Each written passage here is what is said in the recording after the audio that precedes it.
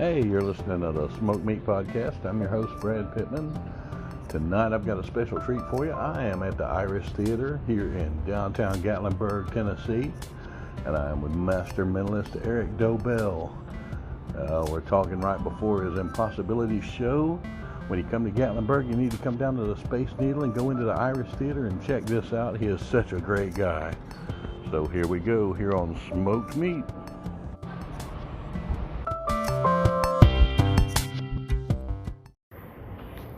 Hey Erik, so how the hell are you today, man? I am doing good. How have you been? Man, I've been great. I am so happy to be back up here, excited about the show tonight. Yeah, you picked a good week. I think it's like tropical storms right now. Yeah. Got a little wet coming in here. It happens. Yeah, I see you're wearing your parka. But it's Saturday, you know. I needed a bath anyway. Yeah. So Mother Nature saved me a little water. It's been a few years, hasn't it? Yeah, it has, man. I had just started the show when last time I got to talk to you here. Yeah. Yeah. I was the catalyst, wasn't I? Yeah, I think so. But yeah, man, I mean, this thing has grown. You just celebrated 5 years here. Just celebrated 5 years on March 17th. So the time of recording, that was last week or the week before. It's hard for me to keep track now. I also have a newborn at home. Yeah, so by the way, congrats on that. Thank you. That is amazing. But it's very hard for me to keep track of time right now. I think it was maybe like a week and a half ago we celebrated 5 years. It just gets worse. You're going to be like Robin Williams in Jumanji soon. Yeah. What year is it?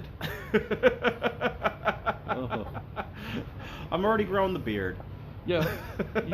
He did have a beard in that movie, right? He did. Okay. I couldn't remember because I know he always has the beard in the serious movies. Yeah, that's how you can tell when it's going to be a good, serious Robin Williams movie, because he's got the beard and it's close cropped. Yep.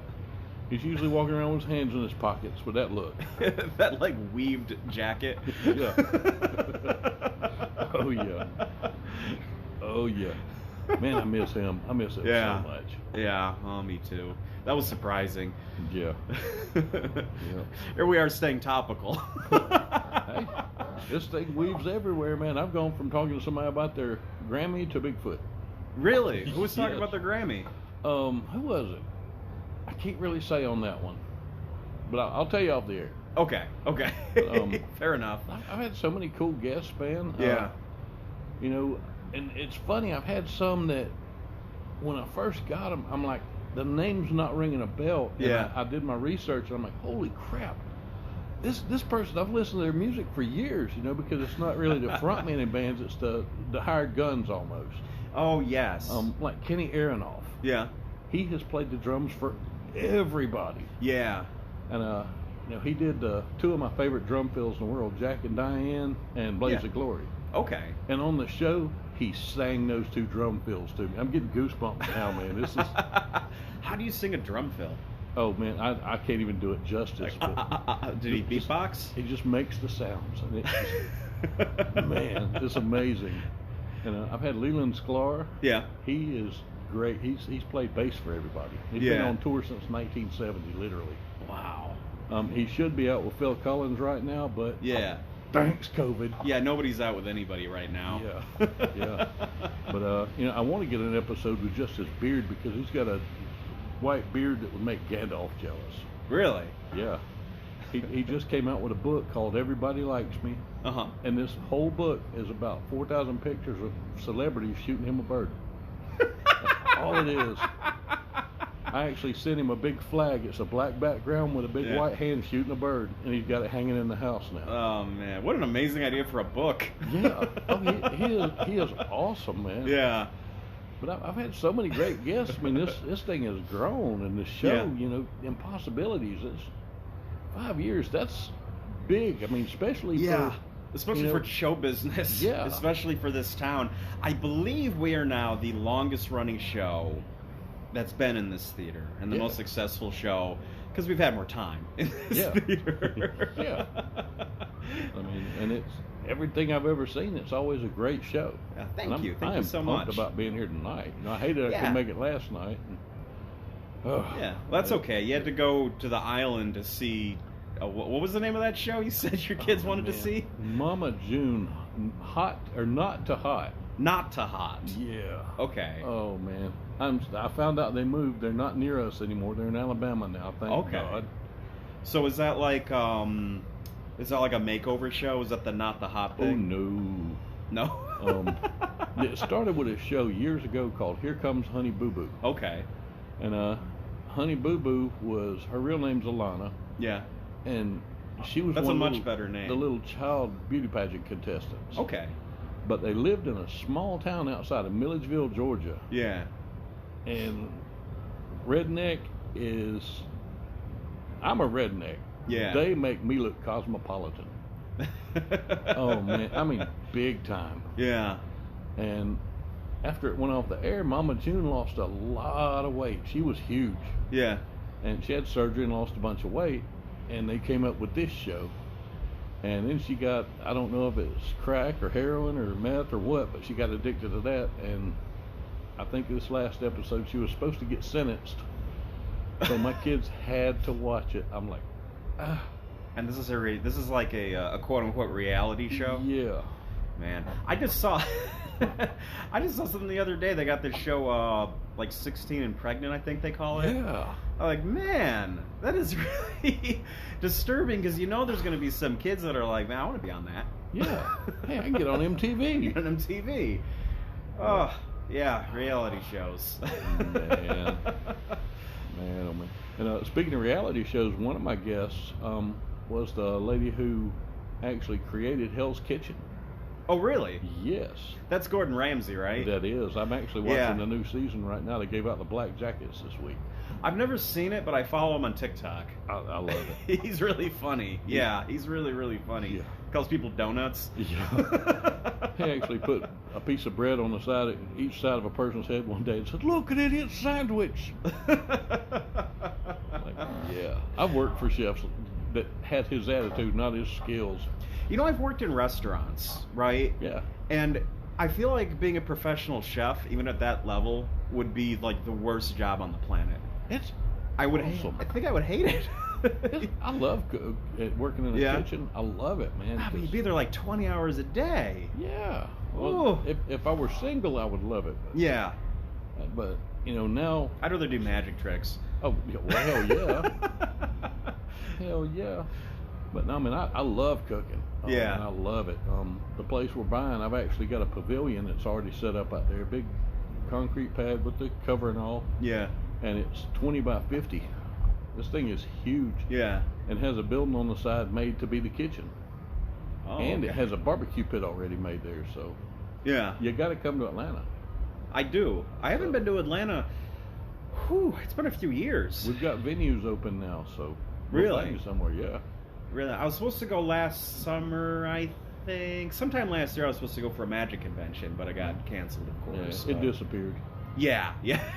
Boom, boom. So did my money. Oh man. But yeah, I haven't been to Atlanta in a while. But I like Atlanta. It's fun. Yeah, it's a fun town. Yeah. Yeah. Funny you should mention the money disappearing. My daughter actually. You ever heard of BTS, the K-pop group? Oh yeah. She wanted tickets forever. And she finally got on the waiting list for the tickets when they came to Atlanta. Yeah. And she got tickets. And then COVID hit? 4 days later, COVID hit. And I keep telling her, you need to sell these tickets. She's like, they just postponed the show. I'm like, it's over a year. They're not coming. And if they do, the show's going to suck because a band that big and social distancing ain't going to work. Yeah. So nope, I'm keeping my tickets. Have fun with them. Well, a pop band like that, no one will want to see them after a year. Oh, they haven't slowed down. That's the weird thing. No, well, they're the ones who do the really intricate dancing, right? Yeah. I think they're also kind of like Menudo was. When one member gets a little bit old, they chunk him and switch him out. They might, I'm not sure. Yeah. I lived in Korea for probably about a year altogether. I don't know if I told you that. So I got very familiar with. I'm more of a Blackpink guy, but I got very familiar with K-pop, and it's great because it's like a little better than American pop music, and I don't know what they're saying, so that part of it doesn't bother me. I really pissed my daughter off. I'll ask her. I said, "Do you speak Korean?" She says, "No." I said, "How do you know they're not singing to you about soup?" They might be. She does not like when I ask her that. But that's what I like about it, because it's like sometimes I hear songs on the radio and I'm like, I could have written a better song lyric than that. I don't have to worry about it with K-pop. Yeah. That was the thing too when I was coming back, when I came back from Korea. I'd walk around the town and I had no idea what anybody was saying, their conversations. And it was great, because I come back home and I hear people having these conversations and I'm just like, why are you talking about that? Yeah. We don't care about your prostate, sir. Oh, and I don't care if the doctor did lose the Super Bowl ring. Ouch. You have to keep that. You have to give it back. Now you can't keep it. It's good music, though. It's good music, and their dancing is amazing. Yeah, they do some really incredible stuff. Yeah. I can't even white boy dance.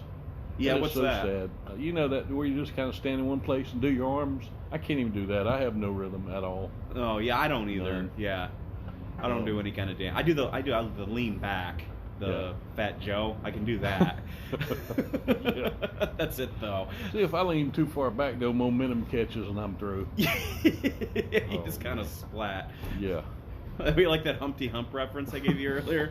Yeah. I would look like a lonely trust fall. I felt so bad one time. I was doing, I did CrossFit for a little bit, and there was a guy that was doing it with us. It was like a whole group of us. One of them was maybe like 16 or 17, and he was into the whole pop music dancing thing and stuff. And me and somebody else were talking about the Humpty Dance, and he's like, "What's that?" And I'm like, "It was this awesome thing in the '90s, the Humpty Dance song." And he got like really interested. He thought it was like a new dance he could learn. And he looks it up on YouTube, and he's sitting there watching it. I watched him watch it on his phone, and just mortification slowly go across his face. It's like, yeah, man, it's not a real dance. Settle down. Settle down. Yeah, it's just, yeah. Oh, man. But, yeah, music's... I'm getting better with it, because I know last time we talked, I was the old guy with the same playlist for the last 30 years, Metallica, Eagles. And since I've started doing the show, I had a guy named Mickey Burns. He does a talk show out of New York called Profiles.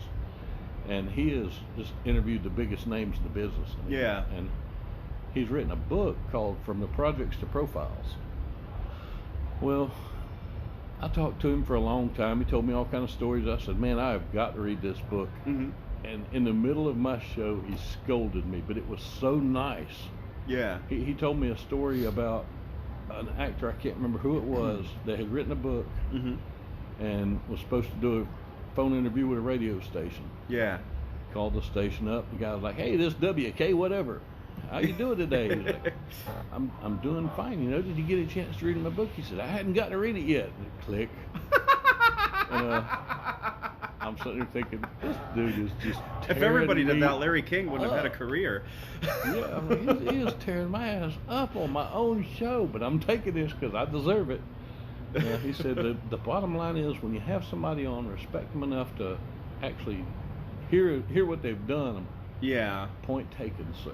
And ever since then, if I have somebody, even if it's someone I've never heard of, try to know something. Yeah, I listen to their music. I watch what they've been in and read what they've done. And I have gotten so much good music out of it. I mean, it's new stuff that I'm like, I would have never listened to. Yeah, I actually started listening to music. I say listening loosely, but because of the show, we do like pre-show music and stuff, and I change it a lot because I don't want it to get dated. But that kind of forces me to listen to a lot of new pop music, and there was kind of a dark period there for a while, but there's some really good pop music right now. Yeah. Like really, really good. Yeah.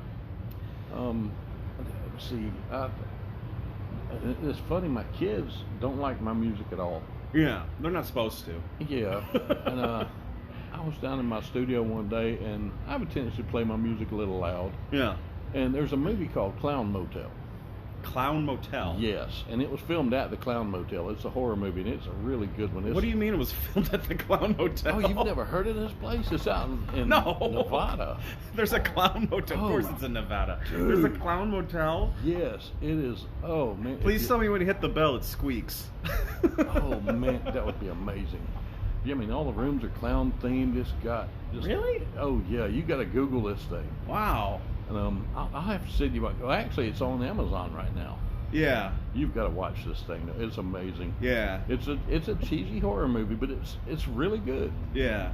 And the theme song of it is, I can't think of who in the world does it. And that's so sad, but it's really good. I mean, it's kind of R&B, but it's almost rap. It's really good. And my daughter came downstairs. That's what I think of when I think of clowns, by the way. Yeah, exactly. And she came upstairs, and I, didn't think anything else of it. Yeah. I walked back upstairs for a little while, and she was Googling, trying to find what the hell Daddy was listening to. I'm like, what are you looking for? She said, what was that song? I said, Clown Motel. She typed it in. That's the one. Dad was down there jamming. I'm like, that's right. Dad's cool. For about 5 minutes I was anyway. Dad was jamming to Clown Motel. Yeah. And I've got this band that I've talked to called Juliana. Yeah. That everything's in Spanish. It's a Spanish or a Mexican band. Yeah. But no one in the band is Spanish. Okay. But they're awesome. Yeah.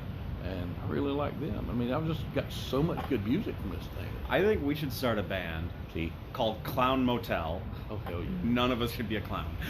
Exactly. See, I'm shot down right there. I'm actually a certified clown. Oh, well, you can't be in the band then. Yeah, I know it. That sucks. And I've just got a guitar for Christmas, so. I'm going to ask you a question. I have asked many clowns this, and they always look at me sideways. When I lived in New York, there was a guy who was a clown. He was an older guy. Mm-hmm. And he showed me his driver's license. He had 2 driver's licenses. Because if he got pulled over as a clown, he had to prove that it was him. So one driver's license that was just him, and then another driver's license with his clown makeup on. And to this day, I don't know if he was messing with me or not. Man, I know in Georgia you can't have 2 IDs, but that's kind of genius. Yeah. Because whenever I would do birthday parties and stuff, I hated doing birthday parties because you're basically the babysitter. Yeah, they can be rough. Oh, dude. It's bad. I did not dig it, but I made really good money. I made like $80 an hour. Yeah. I did a minimum of 3 hours, and 2 of those hours was putting on makeup and taking it off. Oh, wow. Yeah. It still wasn't enough. But, I would always drive places with this makeup. I never thought about getting pulled over. That's kind of, I'm going to have to check that one out. I gotta it's like I tell other clowns that, and they're like, what are you talking about? But I swear it was a real license. Yeah. There was, I used to do the birthday parties too. Actually, I still do, if anybody's listening and wants to book me for one. But when I first started doing my show in Ohio, there was a party company that was a little less than, they were a little shady, I think. And come to find out, I was the only person in the area that would really work with them. I didn't know this. But what would happen is they would, they'd be, what kind of show is it? It's magic and mind reading, mostly mind reading, mostly mentalism. And they would book me for highly inappropriate shows, like birthday parties for like 2-year-olds and stuff. And they would lie to the parents and tell them that I was a birthday magician. And they would lie to me about who the show was for. So then I would show up to do a mentalism show, and they'd be like 3, and there'd be like 12 of them. And they did this continuously, but some of the reason I want to bring this up is because this is one of my favorite things that ever happened, is they booked me one time for this kid's birthday party. It was in the basement of a church, and I was doing strolling magic. And for those that don't know, basically, you hire the magician to come to the party, and you go from like group to group doing small close-up tricks, right? So I'm doing some magic for the birthday boy, and all of a sudden, everybody kind of hushes up a little bit, and they turn to like the stage. It was the basement of a church, right, where they have the band and all that. And there's all this fog and stuff, because this kid's a big Star Wars fan. Okay, like the party favors were Star Wars action figures and stuff. A lot of money went into this. So there's all this fog, and they started playing that the Imperial March. Yes. Darth Vader comes out. Okay? I don't know why people do this to their kids. Darth Vader comes out. The birthday boy, who's like 5, Darth Vader walks up to this kid and starts talking to him, right? Talking to him like this. This kid has one of those plastic lightsabers. They go, and then whacks this dude in the head and starts beaten on Darth Vader, right? And then the adults had to pull this little kid off of Darth Vader and explain to him, no, he's here to wish you a happy birthday. And Darth Vader was wearing high heel boots, like black high heel boots. With like the pointy heels, so to be taller. So he gets hit, and I don't know if you ever one of those plastic helmets, but you can't see out of them anyways. Yeah. So he's getting like attacked, and he's got bad balance, and this kid just knocks him over, and he's just like whooping him with this piece of plastic. That reminds me of a story. I listened to Christopher Titus. He's a comedian. You know Titus? That name sounds familiar. He did a story when he was a teenager. Yeah. He actually got hired at a pizza place to be the birthday party Darth Vader. And the way he described the costume, for a minute I'm going, shit, was he at the Titus show? Because I mean, he said that the helmet, they spent a lot of money on the helmet. Yeah. The rest of it, said the cape was like a black sheet that came off of somebody's bed. The suit was a black velvet tuxedo with a black shirt. Oh man! And the chest piece was like a bunch of blender parts that lit up. And said his one and only show, you know, he got out there, and came time they played the happy birthday song, and said he burst through the curtain and said, "Happy birthday!" And said the kid didn't look like, "Oh wow, Darth Vader." So the kid looked at his mom like, "Who the hell invited Darth Vader?" Yeah. It's Space Hitler. Yeah. That's what he is. He's Space Hitler. And he's so scary. That's why I don't understand. I worked for a party planning company for a few years too, and people would always book like the Joker and Darth Vader for their kid's birthday party, and it's like, these are the bad guys. You know, they're scary. They're scary people. The kids don't appreciate this yet. Give them a couple years. Yeah, it's like, you know, we can have a Jedi come to your party. We can get Batman. It's like, you sure you want the homicidal maniac? Yeah, how about we lump John Wayne Gacy and Darth Maul together? Yeah, I never understood that. Oh, Darth Vader, it's like, I don't know, he's scary. Yeah. I mean, and he's supposed to be. He touched Obi-Wan Kenobi with a stick made of light and just made him disappear. Yeah, I want him at the party. Cut the cake, Darth. Yeah. I mean, I wish he'd come out in a cowboy hat and call him Darth Brooks. Oh yeah. That would probably go over a little better with the kids. Yeah. I think so. Well, this costume is actually pretty good, except for the shoes. I was looking at the shoes and I'm thinking, you know, you could just be a little shorter. I mean, this is a kid. I tell you what's awesome. Who I would love to have come to a birthday party. And I know for a fact it would scar the child, but it'd be worth it to pay for the therapy forever. Is have a Bigfoot birthday party. Oh, I don't know about that. Bigfoot depends on what. Are you talking like Harry into Henderson's Bigfoot? I've actually got a friend, Pat Jankowicz. Yeah. Who, if you've ever seen any movies where there's a guy that's almost 7 foot tall that's a monster? Yeah. It's probably Pat. And really? He has actually played Bigfoot in a couple of things. Really? Yeah. And he would be so much fun to have at a party, I think. Yeah.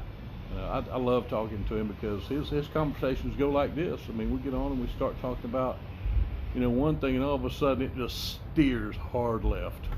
And there's not a straight line anywhere, and it all comes back.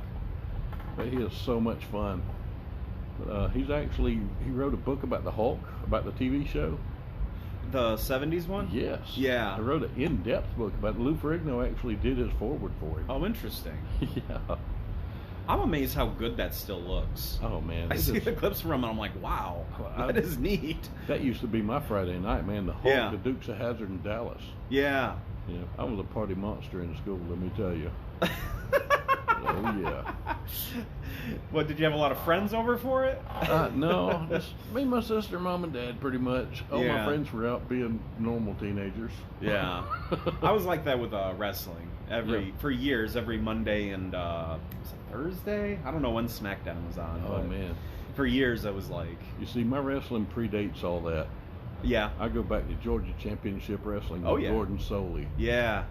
And, I've actually got one of my... You ever heard of the Explorer Scouts? I think so. They would come to the fire department, and basically they were like rookies. Yeah. You know, we would teach these teenagers about firefighting and just mentor them and all that. Okay. And when I was on fire in Thompson, one of my explorers, you know, he went on to become a firefighter full time, and as a hobby, he decided he wanted to start wrestling. Yeah. So he started coming to school in Atlanta, and when people found out everybody was making fun of him, I'm like, dude, if that's what you want to do, if nobody else is paying for it, you have fun, you know, piss on them. Yeah. And he's now a referee with NXT. Really? Yeah. His name is Antron. He's D.A. Brewer on there. Okay. But yeah, he is. He's gotten pretty big in there. I mean, he refs all the headline matches. Wow. So yeah, and I'm so proud of him. He's done great. You know? Yeah. So everybody listen, follow your dreams, because they're gonna go somewhere. Yeah. Yeah. Absolutely. And who cares if people laugh at you? Exactly. Unless you're a comedian, then you really want them to. Then you want them to. Yeah. If they don't, you got a problem. Yeah. Yeah. But man, I tell you, I'm so pumped about this show tonight. It's going to be so much fun. Yeah, I'm glad you're going to be able to make it. Is it going to be just you? Yeah, just going to be just me. They're wanting to walk around some more, and I love walking the strip, but I figured out I'm too old and fat to walk up this hill too many times. Yeah. Oh man, a lot of people out there right now too. Oh man, it's ridiculous. It is ridiculous. And it's funny, you know, we talked yesterday, and I paid attention when I was walking earlier, where when you walked up and down the strip before, you would smell moonshine cooking because all the moonshine places here. Yes, yeah. I know now you walk up and down the strip and nothing but pot smell because all the CBD places. Yeah, CBD and gay marriage. Those are two things I never thought would really catch on like they did. Yeah. Yeah. I mean, we're just a hop, skip, and a jump away from that being completely legal now. Yeah. Crazy. Yeah. And I never thought I would see it in this town either, the way that we have. Yeah, exactly. And I mean, my wife was telling me a while ago that they actually saw a store that's got plants in the window. I'm like, holy crap. Oh, really? The lady walked out of it with her toddler, and I'm like, okay. Yeah, it's a shock to me. It's a shock to me to see that stuff. Yeah. You know, CBD, it works. Does it? It does. Yeah. You know, I had the strokes 5 years ago. Yeah. And when the stutter got really bad, it started coming back really bad, and a lot of my symptoms started coming back. I actually did some research, and I found a brand of the oil that doesn't have any THC in it, because I can't use THC at my job because I'll get fired. Nobody wants to hire medic. I'm going to start an IV, man. Well, my partner gets your vitals, I'm going to go raid your fridge. But I was vaping it, and within 20 minutes of the first time I vaped this stuff, stutter was gone. Just boom. Oh, that's great. And it's really cool. I haven't used it in a long time because I've had it all under control now for a good while. But I mean, and I've seen it. You know, kids that have seizures constantly. Yeah. And boom, they're done. No more. Yeah. Well, this isn't new. It's been around for a while. Yeah. But, so it's good to see it's a and little more mainstream. Tommy Chong's lived, for God's sake. Oh yeah. Keith Richards, hello. Yeah. Well, Keith Richards is a whole other. He's done some pretty hard stuff. Yeah. He's a whole other story. Yeah. Him and Betty White are my COVID barometers right now. Yeah. If anything happens to either one of those, I'm just going to dig a cave and live in it. I'm not coming out. Don't care how many shots I've had. Isn't Betty White like 99 now? She is 99. I have been working to get her on this show. Oh, that'd be amazing. I have been trying to get hold of her publicist, her manager. Yeah. I've even sent her an Instagram message. Because believe it or not, she is on Instagram. Oh, I'm sure she is. It's her that does it. Yeah. Really? Yeah. Wow. Yeah, she is gangster. Actually, I actually was walking the strip and saw, you know that shop down there that's got all the like retro stuff in it? Yeah. They've got Golden Girls Funkos. Really? Yes, they do. I almost bought them. I love that show. But they've also got a Magnum PI Funko. Really? And I might walk down there and get that one. I don't know. It just needs to be in a station. I have the Magnum shirt. Yeah. It's actually got the bamboo buttons. It's not the cheap knockoff. I only got one Funko. It's Pickle Rick. Nice. So then I'm like, I Nice. gotta. And then you've seen Rick and Morty, right? Oh, yeah. Yeah. First thing I did was I went in the bathroom when my wife wasn't home. I opened up the lid and I put him in the front of the toilet, like when he jumps out. Uh-huh. When she walks into the bathroom, I just hear, "Why did you buy this?" Why the hell wouldn't I? I'm like, "I didn't buy this. Trap him quick!" Damn. That is awesome. Oh yeah. Oh man, well, I know you got a bunch of stuff still to do to get ready for the show. I won't hold you on do. here. Yeah, I got to turn myself into a magician, Morty. See? Abracadabra. Now, if you were doing a trick with a dead person, would it be abracadabra? I think it would be illegal. I think so. I think that's what it would be. Yeah. I think so. Oh man. But yeah, everybody, when you come to Gatlinburg, come down here to the Irish Theater and come see Impossibilities. You Yeah. will not regret it. Yeah. You will have your mind blown. Come check us out if you want to learn more about the show, because I'm not sure if you learned about the show at all during this podcast. But if you want to learn more about the show, it's an interactive comedy, magic, and mind-reading show. Family-friendly also. You go on TripAdvisor, Google reviews, you can see what other people are saying about it. And check us out, iristheater.com, and also check us out on Facebook and YouTube. Just type in Possibilities Magic Show. Will pop right up. Outstanding. Outstanding.